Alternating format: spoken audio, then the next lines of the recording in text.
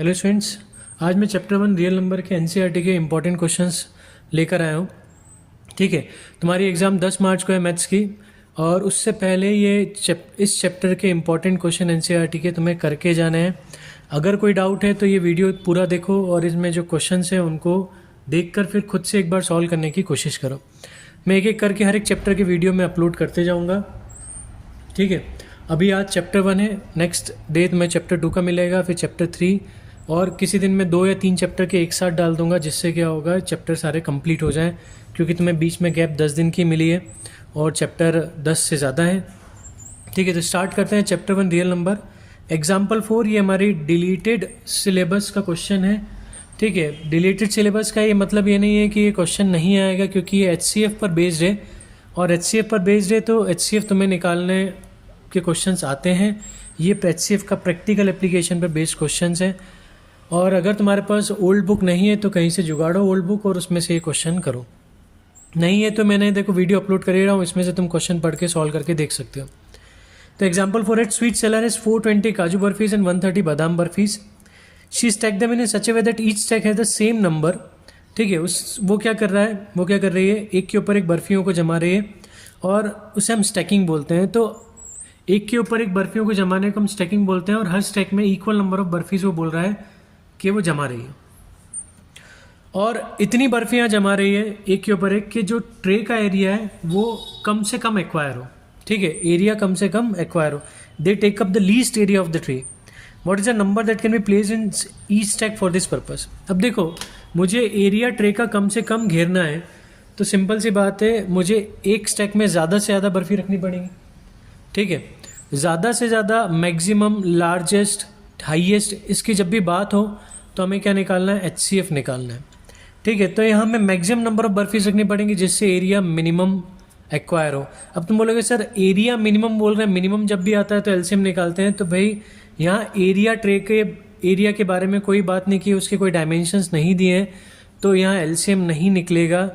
यहाँ बर्फीज को जमाना है, और हर स्टैक में अगर ज़्यादा से ज़्यादा बर्फी जमेंगी तभी तुम्हारा एरिया कम से कम एक्वायर होगा। तो 420 और 130 का हमें क्या निकालना है, HCF। तो 420 130 का हम HCF निकालें तो 420 के फैक्टर्स निकालते हैं। 2 2s 2 1s 0, 2 1s 2 5। अब देखो यहाँ बच्चे गड़बड़ क्या करते हैं, जब वो इसका फैक्टराइजेशन करते हैं तो ये पहला तो 210 सही लिखते हैं, पर 2 1s 2 और 2 5s 10 15 कर देते हैं। तो ये गलत है, यहाँ तुम्हारा आंसर गलत हो जाएगा। भाई तुम 2 डिजिट्स को एक साथ नीचे उतार रहे हो डिवाइड करने के लिए, तो बीच में 0 लगाना पड़ेगा। अब 3 से काटते हैं, 3 से 9, 3 5 15, फिर 5 7 और 7 1 तो 2 इंटू 2 इंटू 3 इंटू 5 इंटू 7 ये हमारे प्राइम फैक्टर्स हैं। 130 के फैक्टर्स निकालते हैं, तो 130 के फैक्टर है 2 5 10 और 2 6 12, 2 5 10, और यहाँ 5 1 5, 5 15 एंड 13 1 13, तो 2 इंटू 5 इंटू 13। अब HCF में हम क्या करते हैं, कॉमन फैक्टर्स लेते हैं। तो इनमें एक 2 कॉमन फैक्टर आ रहा है और एक 5 कॉमन फैक्टर आ रहा है, तो HCF कितना हो जाएगा, 2 इंटू 5 दैट इज 10। तो number of barfis in each stack वो हो जाएंगी 10। अच्छा, अब तुमसे पूछ लिया कि कितने स्टैक काजू बर्फ़ी के होंगे, कितने स्टैक बादाम बर्फ़ी के होंगे, ये तुमसे पूछ लिया। तो नंबर ऑफ स्टैक्स अगर हमें निकालने हैं, ठीक है, किसके, बादाम बर्फ़ी के, तो बादाम बर्फ़ी 420 है, उसे हम क्या करेंगे, number of barfis in stack से डिवाइड कर देंगे। तो कितने स्टैक्स आएंगे, 42 स्टैक्स। और काजू बर्फ़ी के लिए तो 130 बाय 10, तो 13 स्टैक्स। ठीक है, इस टाइप से क्वेश्चन भी पूछ सकते हैं वो थोड़ा सा घुमाकर, कि कितनी बादाम बर्फ़ी की स्टैक होंगी, कितनी काजू बर्फ़ी की स्टैक होंगी, ऐसा भी पूछ सकते हैं। टोटल स्टैक्स कितने होंगे, तो 42 + 13 विच इज़ 55।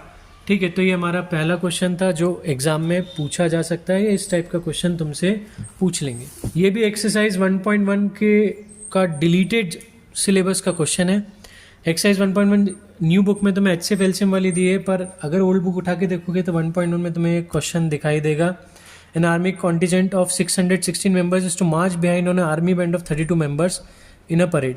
इस 616 मेंबर्स की आर्मी है, उसको बैंड मेंबर्स के पीछे मार्च करना है।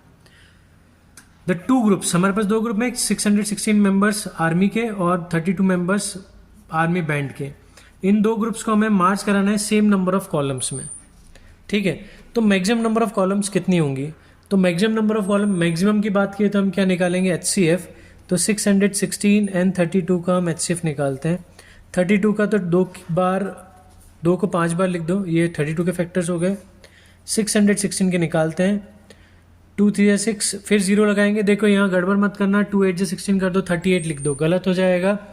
16 पूरा उतारना है तो बीच में 0 लगाना पड़ेगा। 2 8 16, 2 1 2, 2 5 10, 2 4 8, 2 7 14, 2 7 14, 7 11 11 1।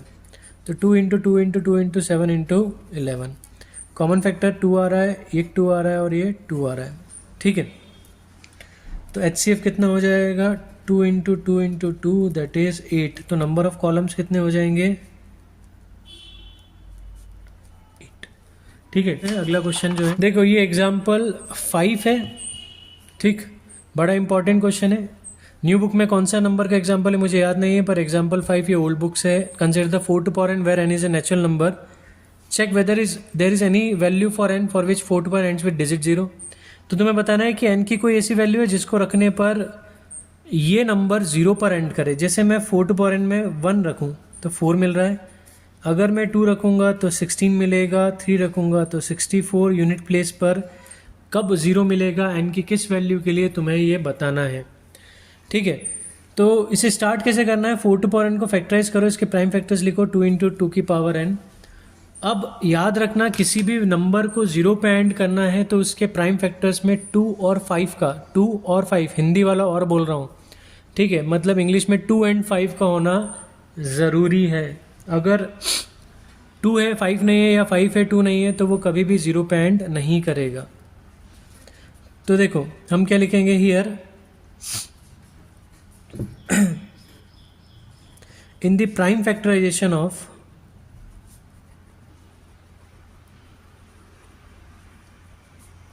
4 to power n, ठीक है, 5 is not the prime factor of 4 to power, 5 4 to power n का प्राइम फैक्टर नहीं है, ठीक है। For a number to be end with 0,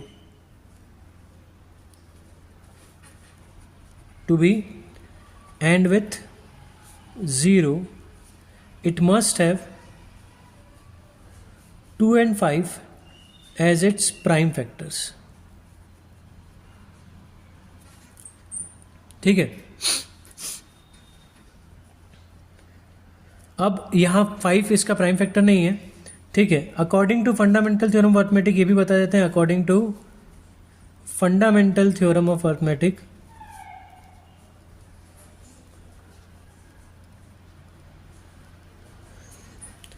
the prime factorization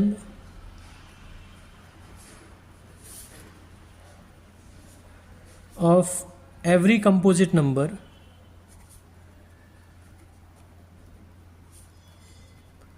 is unique। तो 5 के आने की कोई चांस ही नहीं है, ठीक है। 5 इसके प्राइम फैक्टर्स में नहीं आएंगे, ये श्योर हो गया, क्योंकि अर्थमेटिक जो फंडामेंटल थ्योरम ऑफ अर्थमेटिक है वो बोलती है कि अगर कोई भी कंपोजिट नंबर के प्राइम फैक्टर लिखते हो तो वो प्राइम फैक्टराइजेशन क्या होता है? यूनिक होता है। सो 5 can not B its prime factor, तो इसके प्राइम फैक्टर में 5 आ ही नहीं सकता। So there will be no value of n belongs to natural number for which 4 to power n ends with digit 0।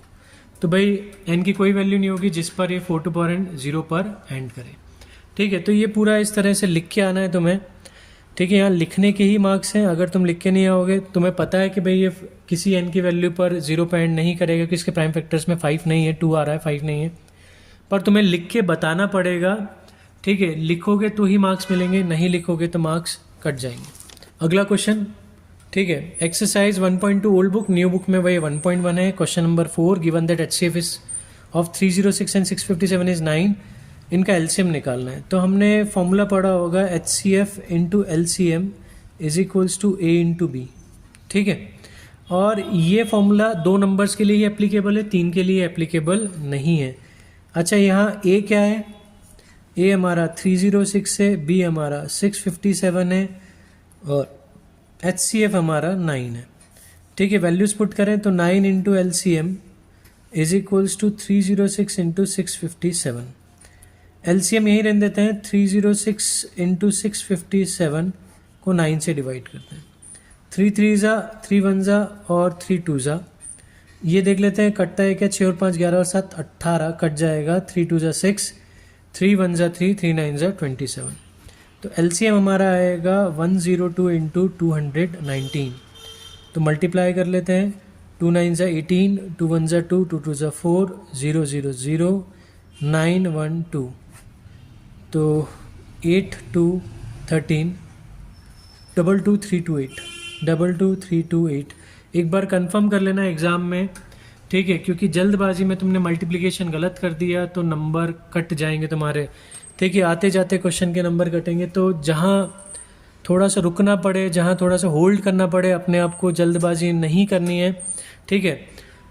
जहाँ तुम्हें लग रहा है कि आंसर निकलेगा, मैंने सब सही किया है, सिर्फ कैलकुलेशन पार्ट बचा है, तो कैलकुलेशन में थोड़ा सा रुक जाओ, थोड़ा शांत हो जाओ और उसको आराम से सॉल्व करो, क्योंकि तुम्हारा आधा नंबर कट जाएगा अगर जल्दबाजी में तुमने कुछ गड़बड़ कर दी। और हर क्वेश्चन में जल्दबाजी में कैलकुलेशन में गड़बड़ करते गए, आधा आधा नंबर कटते कटते तुम्हारे जो 70 प्लस आने चाहिए वो तुम्हारे 50 प्लस पे रह जाएंगे, ठीक है। तो 2 9 ज़ा 18, 2 2 1 ज़ा 2 और 2 2 ज़ा 4, 0 0 0 9 1 2, 8 2 13, 2 2 3 2 8, ये हमारा आंसर है।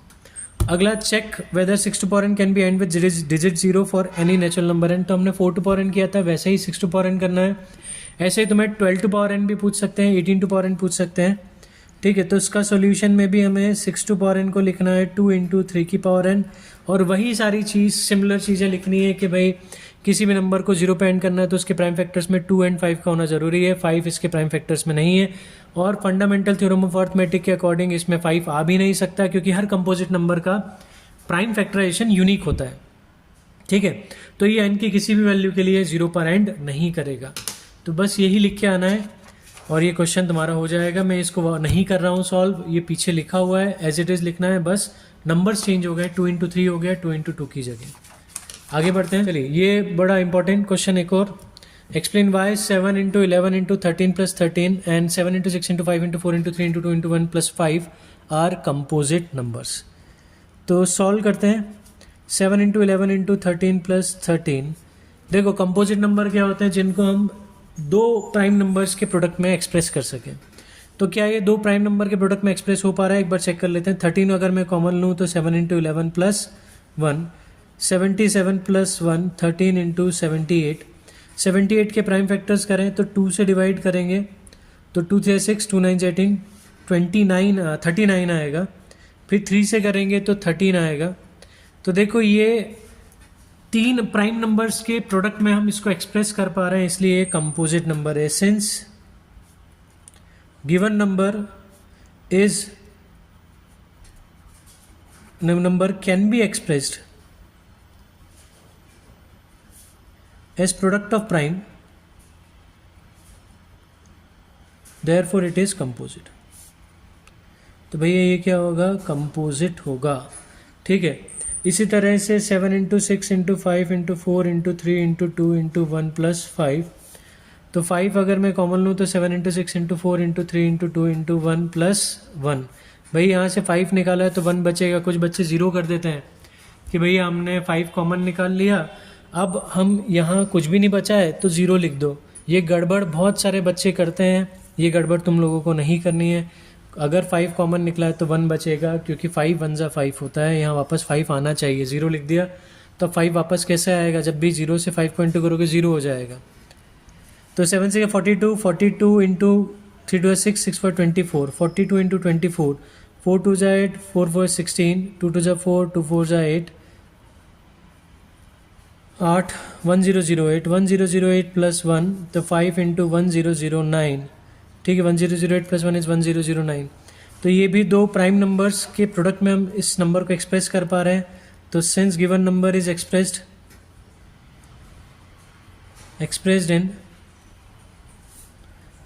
एज लिखेंगे product of prime numbers, therefore it is a composite number. तो ये क्या है? Composite number. अगला question, question number 7। There is a circular path around a sports field. Sonia takes 18 minute to drive one round of the field. देखो एक circular park है जिसमें सोनिया जो है वो 18 मिनट में एक राउंड कंप्लीट करती है, सोनिया, ठीक है। While Ravi takes 12 minute for the same, और रवि को 12 मिनट लगते हैं। Suppose they both start at the same point से स्टार्ट करते हैं एट द सेम टाइम पर एंड सेम डायरेक्शन में। तो रवि 12 मिनट और सोनिया 18 मिनट में सेम टाइम सेम जगह से और सेम डायरेक्शन में मूव कर रहे हैं। तो कितनी देर बाद वो वापस स्टार्टिंग पॉइंट पे मिलेंगे? देखो अगर ये दौड़ते ही रहे, ठीक है, अपनी पूरी लाइफ, तो ये बहुत बार स्टार्टिंग पॉइंट पर एक दूसरे को मीट करेंगे। पर तुमसे बोला है कि पहली बार कब मीट करेंगे ना, after how many minutes will they meet again at the starting point, ठीक है। तो वो पहली बार की बात कर रहे हैं, ठीक है। दूसरी बार जब मिलेंगे तो वो टाइम ज़्यादा होगा, तीसरी बार मिलेंगे तो वो और ज़्यादा टाइम होगा, चौथी बार मिलेंगे तो और ज़्यादा टाइम होगा। पहली बार जब मिलेंगे तो वो टाइम सबसे कम होगा जब स्टार्टिंग पॉइंट पर। तो पहली बार मीट करने पर जो टाइम होगा वो सबसे कम होगा, सबसे कम। तो हम क्या निकालेंगे इनका? LCM, ठीक है। तो 18 और 12 का हम क्या निकालेंगे? LCM। 18 के प्राइम फैक्टर्स हो जाएंगे 2 इंटू 3 इंटू 3 इंटू 1, और 12 के हो जाएंगे 2 इंटू 2 इंटू 3 इंटू 1, मतलब 2 इंटू 3 स्क्वायर इंटू 1 और 2 स्क्वायर इंटू 3 इंटू 1। LCM की बात करें तो LCM में हम क्या लेंगे? सारे फैक्टर्स की हाईएस्ट पावर, ठीक है। तो हमारे पास 2 है, इसकी हाईएस्ट पावर 2 स्क्वायर है। 3 भी हमारे पास प्रेजेंट है, उसकी हाईएस्ट पावर 3 स्क्वायर है। 1 भी ले लो, वैसे 1 लो नहीं लो एक ही बात है। तो ये हो जाएगा 2 2 ज़ा 4, 2 का स्क्वायर 4 होता है, 3 का स्क्वायर 9, 4 9 ज़ा 36 मिनट। तो 36 मिनट बाद वो वापस स्टार्टिंग पॉइंट पर मीट करेंगे, ठीक है। तुमको आखिरी में लिख देना है कि after 36 minute they meet again at the starting point. अब वो पूछ लें कि भाई इसमें एक और ट्रांसफॉर्मेशन कर दें कि रवि कितने राउंड कंप्लीट कर लेगा स्टार्टिंग पॉइंट पे सोनिया से मिलने से पहले। तो नंबर ऑफ रिवॉल्यूशंस या राउंड्स कंप्लीटेड बाय, ठीक है, रवि, ऐसा लिख देना। तो वो हो जाएगा 36/12, दैट इज़ 3 कंप्लीट राउंड्स। और number of revolution by Sonia वो होगा 36/18, 2 रिवॉल्यूशंस। क्लियर? तो जब भी कम की बात करें तो वो मिनिमम होता है। जैसे एक क्वेश्चन और पूछते हैं कि 3 घंटियाँ हैं जो इतने इतने इंटरवल में बज रही हैं, तो तीनों एक साथ जब बजती हैं तो अगली बार तीनों एक साथ कब बजेंगी? तो उसमें भी तुम्हें LCM ही निकालना है, ठीक है। 3 लड़कियां हैं जो क्या बना रही हैं? कार्ड बना रही हैं, ग्रीटिंग कार्ड बनाना स्टार्ट करते हैं सेम टाइम पर। एक को कुछ टाइम लगता है, दूसरे को कुछ और तीसरे को कुछ। तो वापस से वो कार्ड बनाना एक साथ कब स्टार्ट करेंगे? तो उस केस में भी हम LCM ही लेते हैं। आगे बढ़ते हैं। बड़ा important theorem 1.4, prove that root 2 is irrational, ठीक है। क्वेश्चन मान के चलो एग्जाम में आना ही आना है, इर्रेशनल प्रूफ करने वाले पर ये करके ही जाना है, ये एग्जाम में आना ही आना है। रूट 2 वाला मैं नहीं बोल रहा कि रूट 2 इज इर्रेशनल ही आएगा, पर इर्रेशनल पर क्वेश्चन आएगा, ठीक है। अब रूट 2 इर्रेशनल कैसे प्रूव करेंगे? तो भाई देखो हमारे पास जो नंबर होते हैं, नंबर 2 टाइप के होते हैं, या तो वो रैशनल होगा या वो इर्रेशनल होगा। रियल नंबर 2 टाइप के होते हैं, या तो रैशनल या इर्रेशनल। इर्रेशनल हमें प्रूव करना है तो इसे इर्रेशनल तो मान नहीं सकते, फिर हम क्या मानेंगे? रैशनल। तो let root 2 equals to a/b, that is rational, ठीक है। रूट 2 हमारा a/b होगा, that is rational, where a and b are coprime. A और बी क्या होंगे? को प्राइम होंगे, ठीक है। को प्राइम मीन्स जिनका कॉमन फैक्टर 1 हो या जिनका HCF 1 हो, उसे हम क्या बोलते हैं? को प्राइम। जैसे 25, 16, 3, 4, 2, 3, ये सब क्या है? को प्राइम नंबर्स है। को प्राइम नंबर हमेशा पेयर में होंगे। ठीक है। को प्राइम का मतलब ऐसा नहीं है कि दोनों नंबर प्राइम होने चाहिए, दोनों कंपोजिट भी होंगे चलेगा, पर उनका HCF क्या होना चाहिए, 1 ही होना चाहिए। या हम बोल सकते हैं जिनमें कोई कॉमन फैक्टर ना हो 1 के अलावा। अब ऑन स्क्वायरिंग बोथ साइड हम क्या कर रहे हैं, दोनों साइड स्क्वायर कर दें। तो √2 का स्क्वायर इक्वल्स टू a/b का स्क्वायर, 2 इक्वल्स टू a²/b²। बी स्क्वायर को ऊपर ले जाएं 2 को डिवाइड में, तो b² इक्वल्स टू a²/2। अब एक थ्योरम है जो तुमने पढ़ा होगा कि since a² is divisible by 2, so bye theorem a is also divisible by 2।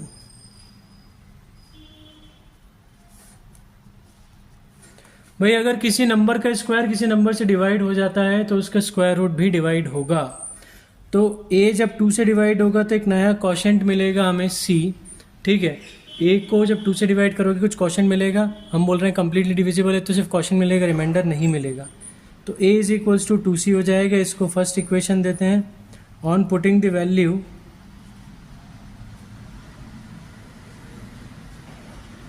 a in equation 1, हम फर्स्ट इक्वेशन में a की वैल्यू को पुट करते हैं। देखो क्या मिलेगा, b² इक्वल्स टू 2c का स्क्वायर बाय 2, मतलब b² equals to 4c² bye 2।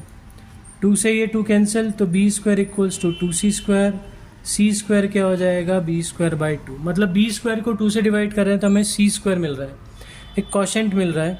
तो हम बोल सकते हैं since b² is divisible by 2, so by theorem b is also divisible by 2। पर ये तो गड़बड़ हो गई, हमने माना a और b को प्राइम, a और b को प्राइम मीन्स उनके बीच में कोई कॉमन फैक्टर नहीं होगा 1 के अलावा। यहाँ तो 2 एक कॉमन फैक्टर मिल रहा है जो a और b दोनों को डिवाइड कर रहा है।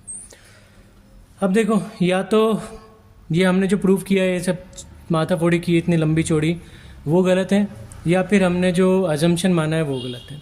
अब देखो ये तो पूरा मैथमेटिकली निकाला है, मैथमेटिकली निकाले तो इसमें तो कोई गड़बड़ हो नहीं सकती, ठीक है। तो हमारा जो हमने अजम्पशन माना होगा वही गलत होगा। तो हम क्या लिखेंगे कि here a and b both are divisible by 2, but we assume that a and b are co-prime, that is they have no common factor other than 1।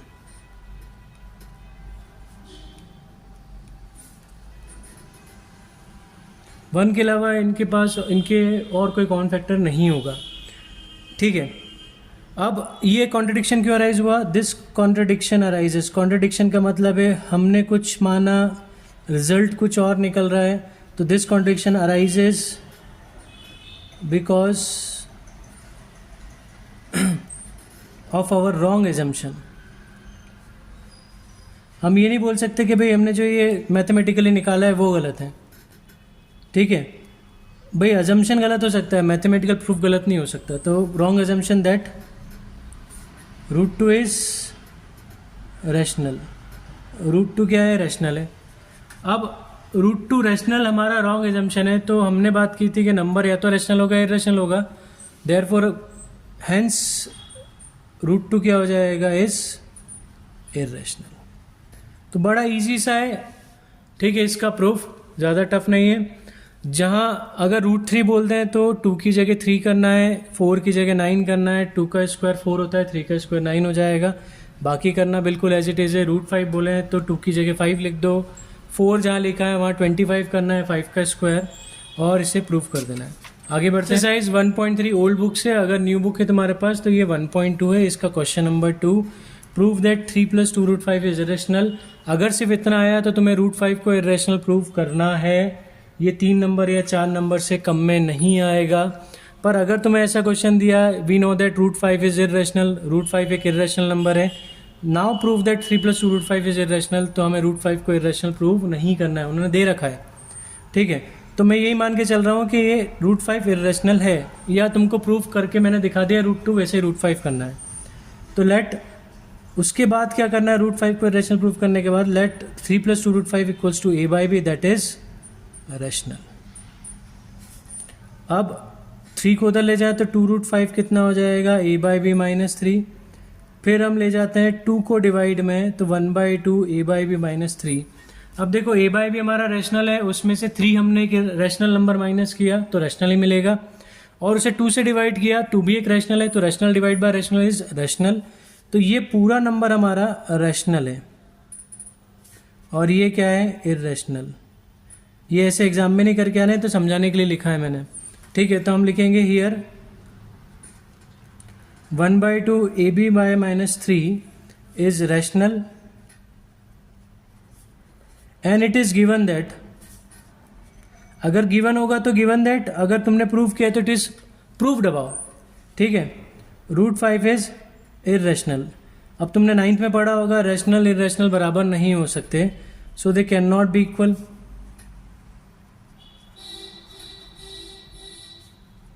तो ये कॉन्ट्रडिक्शन क्यों अराइज हुआ है, this contradiction arises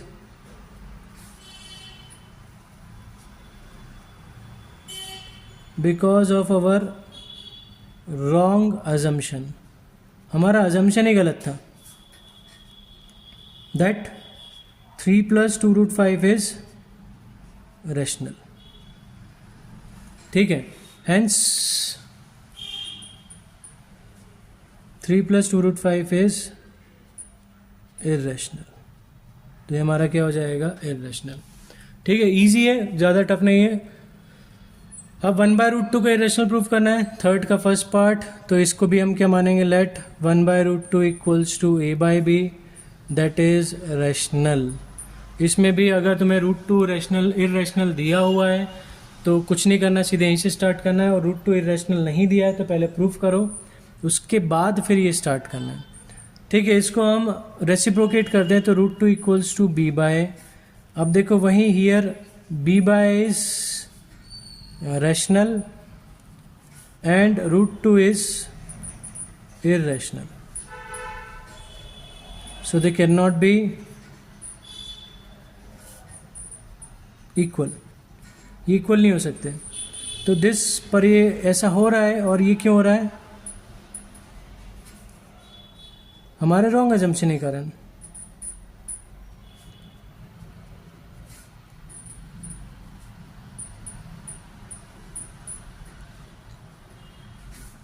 That 1/√2 is rational.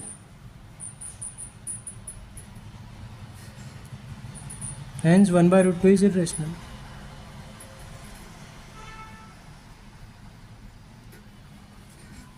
ठीक,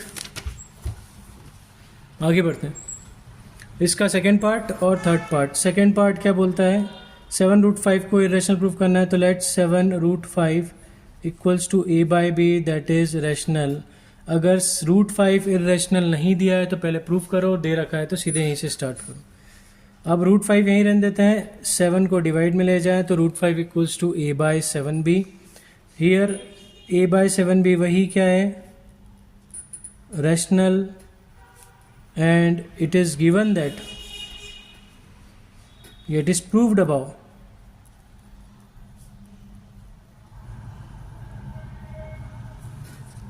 So they cannot be equal.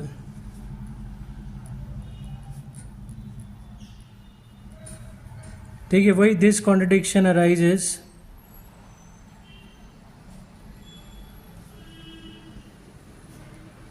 Because of our wrong assumption.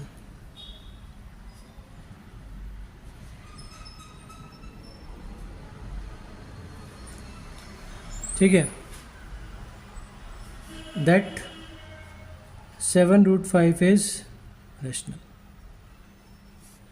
hence 7√5 is irrational.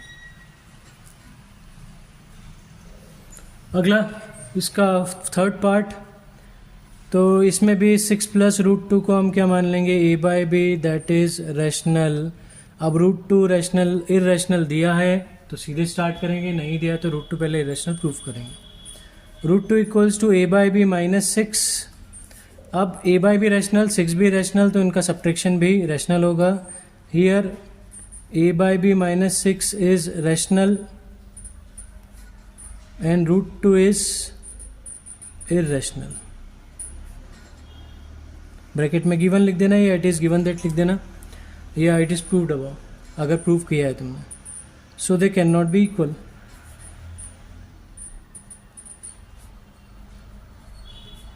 क्यों हुआ ये दिक्कत? तो this contradiction arises because of our wrong assumption